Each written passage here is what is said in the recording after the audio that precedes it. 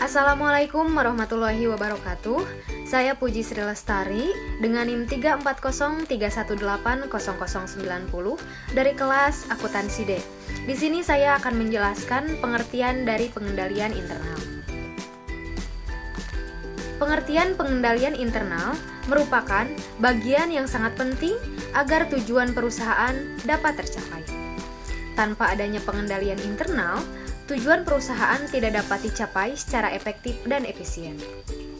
Semakin besar perusahaan, semakin penting pula arti dari pengendalian internal dalam perusahaan tersebut.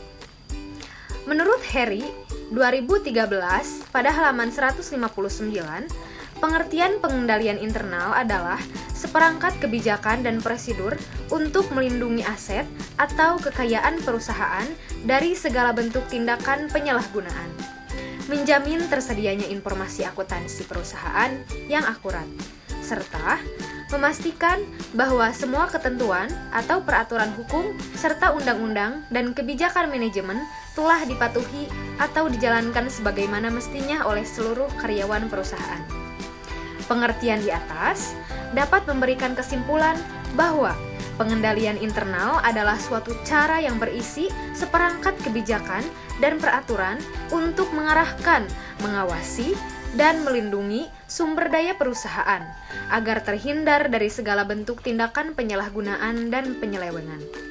Dengan kata lain, pengendalian internal dilakukan untuk memantau apakah kegiatan operasional telah berjalan sesuai dengan kebijakan dan peraturan yang ditetapkan perusahaan. Dengan pengendalian internal merupakan suatu proses yang digunakan oleh pihak manajemen perusahaan untuk mengusahakan dalam mencapai suatu akhir dari kegiatan operasional maupun administrasi perusahaan. Yang kedua, yaitu tujuan pengendalian internal. Tujuan pengendalian internal menurut Carl S. Warren, DKK, dalam buku Pengantar Akuntansi 1 pada tahun 2017 dalam halaman 392, tujuan pengendalian internal adalah menyediakan keyakinan yang memadai bahwa 1. Aset telah dilindungi dan digunakan untuk keperluan bisnis. Yang kedua, informasi bisnis yang akurat. Yang ketiga, karyawan dan manajer mematuhi hukum dan peraturan yang berlaku. Tujuan-tujuan operasi mencakup efektivitas dan efisiensi operasional seperti meningkatkan kinerja keuangan, produktivitas, kualitas, pelestarian lingkungan, inovasi, kepuasan konsumen dan karyawan, dan sebagainya. Kendala pelaporan keuangan merupakan tujuan-tujuan pelaporan. Kendala pelaporan keuangan untuk pihak internal maupun pihak eksternal yang mematuhi kriteria, tepat waktu, transparan, dan persyaratan-persyaratan lain yang ditetapkan oleh pemerintah. Pembuatan-pembuatan standar yang diakui ataupun kebijaksana entitas. Tujuan kepatuhan mencakup ketaatan atau kepatuhan terhadap peraturan perundang-undangan. Entitas harus melakukan kegiatannya sesuai dengan peraturan perundang-undangan yang berlaku dan aturan yang mengenai sumber daya manusia, perpajakan, lingkungan, standar industri, K3, dan praktek operasi. Dan yang kelima, pemantauan atau monitoring. Sistem pengendalian internal perlu dipantau karena merupakan suatu proses penilaian kualitas kinerja sistem sepanjang. Assalamualaikum warahmatullahi wabarakatuh. Nama saya Risma Maulidina dengan NIM 34031180102 dari kelas Akuntansi D. Di sini saya akan menjelaskan mengenai fungsi pengendalian internal, unsur pengendalian internal, dan pelaporan efektivitas pengendalian internal. Yang pertama, mengenai fungsi pengendalian internal. Dilaksanakannya pengendalian internal tentunya memiliki fungsi di bawah ini. Terdapat fungsi pengendalian internal menurut Romney tahun 2014 halaman 227, yaitu yang pertama, pengendalian preventif atau preventive control, yaitu pengendalian internal yang dilakukan sebelum masalah tersebut timbul. Contohnya, dibuatnya peraturan-peraturan dalam menjalankan kegiatan perusahaan. Yang kedua, pengendalian detektif atau detective control, yaitu pengendalian internal yang dilakukan untuk mendeteksi permasalahan yang telah timbul. Contohnya melakukan pengauditan secara berkala.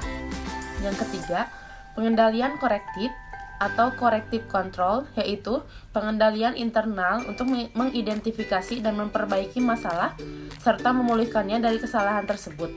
Contohnya yaitu melakukan perbaikan sistem yang rusak. Yang kedua ada unsur pengendalian internal. Menurut Mulyadi tahun 2014 pada halaman 164, yaitu yang pertama, struktur organisasi yang memisahkan tanggung jawab fungsional secara tegas. Yang kedua, sistem wewenang dan prosedur pencatatan yang memberikan perlindungan yang cukup terhadap kekayaan utang, pendapatan, dan biaya. Yang ketiga, praktik yang sehat dalam melaksanakan tugas dan fungsi setiap unit organisasi. Yang keempat, karyawan yang mutunya sesuai dengan tanggung jawabnya. Lalu saya akan membahas mengenai pelaporan efektivitas pengendalian internal. Menurut Muhammad Arif Effendi, dalam buku The Power of Good Corporate Governance tahun 2016 pada halaman 87, adanya kelemahan dalam pengendalian internal harus dilaporkan ke atas, dan untuk masalah tertentu dilaporkan kepada senior manajemen, direksi, komisaris, dan komite audit.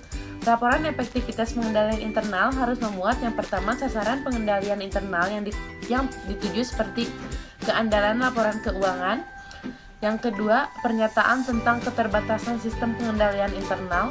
Yang ketiga, pernyataan tentang adanya mekanisme sistem untuk memantau dan merespon keuangannya dalam pengendalian yang teridentifikasi.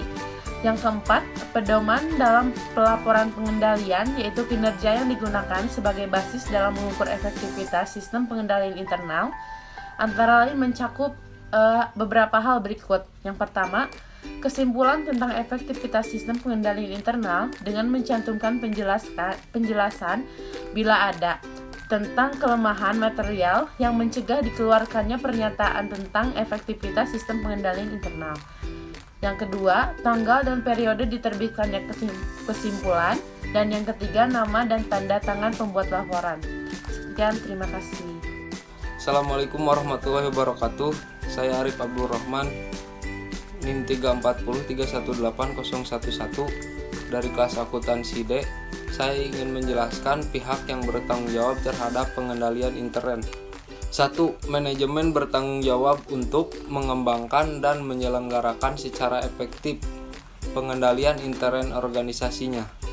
Direktur utama perusahaan bertanggung jawab untuk menciptakan atmosfer pengendalian di tingkat puncak agar kesadaran terhadap pentingnya pengendalian menjadi tumbuh di seluruh organisasi. 2. Dewan Komisaris dan Komite Audit bertanggung jawab untuk menentukan apakah manajemen memenuhi tanggung jawab mereka dalam mengembangkan menyelenggarakan pengendalian intern. 3. Auditor intern bertanggung jawab untuk memeriksa dan mengevaluasi memadai atau tidaknya pengendalian intern dan membuat rekomendasi peningkatannya. 4. Personal lain, entitas, peran, dan tanggung jawab semua personal lain yang menyediakan informasi atau menggunakan informasi yang dihasilkan oleh pengendalian intern harus ditetapkan dan dikomunikasikan. 5. Auditor independen sebagai bagian dari prosedur audit terhadap laporan keuangan. Auditor dapat menemukan kelemahan pengendalian intern lainnya, sehingga ia dapat mengomunikasikan auditor tersebut kepada manajemen, komite audit, atau dewan komisaris. 6. Pihak luar lain bertanggung jawab atas pengendalian intern. Entitas adalah badan pengatur seperti Bank Indonesia dan Bapepam. Keterbatasan pengendalian internal menurut Karl Warren DKK dalam buku Pengantar Akuntansi 1/2017 halaman 398, sistem pengendalian internal hanya dapat memberikan keyakinan yang memadai untuk menjaga aset, pengolahan informasi yang akurat, dan kepatuhan terhadap hukum dan peraturan. Dengan kata lain, pengendalian internal tidak menjamin hal disebabkan faktor-faktor berikut. 1. Pengendalian elemen manusia. Elemen manusia mengakui bahwa pengendalian yang diterapkan dan digunakan oleh manusia Akibatnya, kesalahan manusia dapat terjadi karena kelelahan, kecerobohan, kebingungan, atau salah perhitungan. Sebagai contoh, seorang karyawan mungkin tidak sengaja menagih pelanggan lebih rendah atau salah hitung jumlah persediaan yang diterima dari pemasok. Selain itu, 2 atau lebih karyawan berkolusi bersama untuk mengalahkan atau menghindari pengendalian internal.